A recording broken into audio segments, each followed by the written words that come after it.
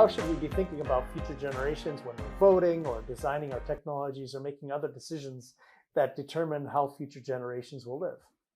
But just the question of like, given that you only have the people who are alive today, how can we design the room such that they can become effective representatives of future generations?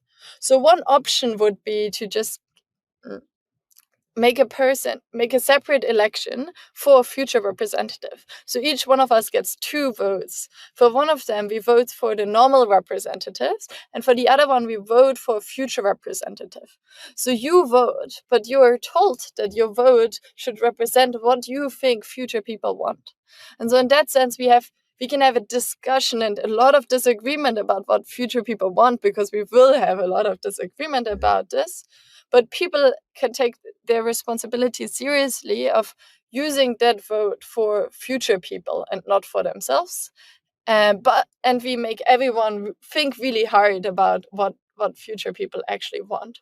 So that was one of the proposals that I researched and tried to further understand it in my past work.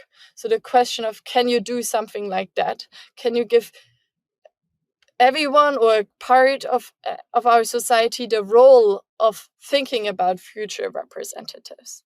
And if yes, does that lead to any problems? Like, does that mean that they might use their previous vote, the vote they had all along, in a less altruistic manner? So do we see some kind of moral crowding out? I think that this is like one of the open questions when it comes to the design of such future generation institutions.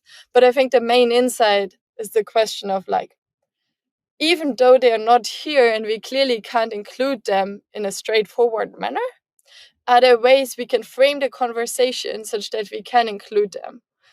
We could, for instance, both sit here now and tell ourselves, okay, suppose we were both our grandchildren, right?